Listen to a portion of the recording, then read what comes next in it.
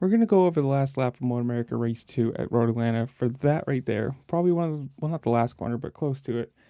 And just if you've never been into Motoamerica or never been into road racing, whatever you want to say, the three guys in 1, 2, 3 position right here are all past champions on 3 different manufacturers. These 4 bikes are 4 different teams: BMW, Ducati, Yamaha. This is an awesome year to get into it because there's 4 returning champions. Big teams, actual big speed. They are full super bikes, 190 miles an hour. Full spec, everything you can possibly put on a bike, traction control, all the electronics, winglets, just incredible. But it's going to be one of those years that if you haven't ever been into it, you really should. And I'm just going to go over this kind of from the washer's perspective of things, because obviously I've never raced. But as you can see here, the 2 people in the front switching positions. On the left, Cameron Bobier makes the pass on the inside. And if you watch, I'm going to link in the description below Josh Herron's video.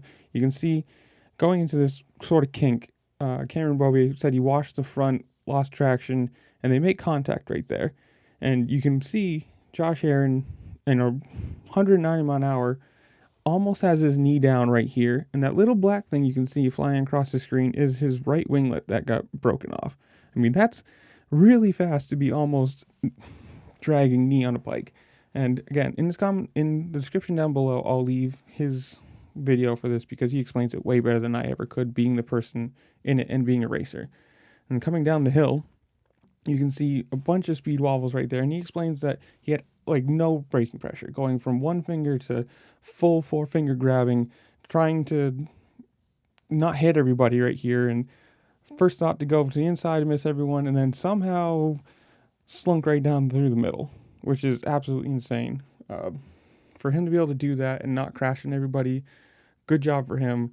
But again, go watch, if you've never been into it, go watch Motoamerica on their YouTube channel. They post these races, the whole thing, so you can go watch it. And it's super awesome from a series, from a perspective side of things. You can go back and watch it. You don't have to do, this service and subscribe to that. It's awesome.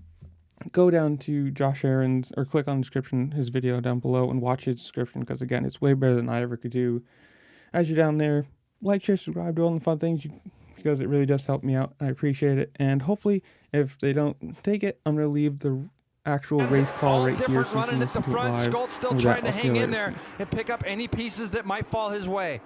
Gagne a little sideways going into turn number 1, but choosing a tighter line. He's trying to get a drive to try to figure out a way past Josh Herron, but it's Bobier who leads the way.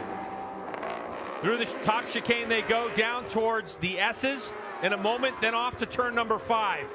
It's as close as you like it. We have seen more than a dozen passes in this Medallia Superbike race number 2. What is going to happen?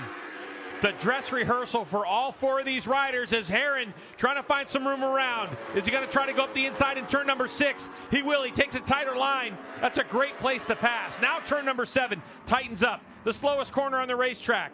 Now it looks like Herron a little wide. Bobier tries to get up the inside and square it off. They're trying to find position all over the racetrack.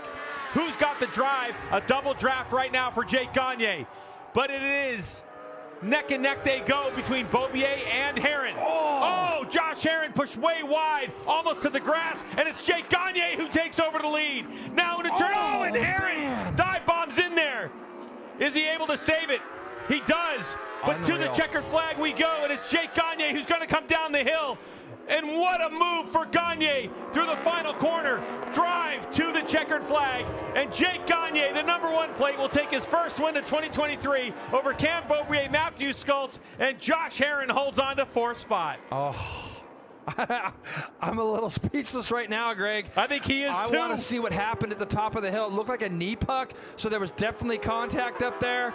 Could have been, but I mean, look, all 4 of these guys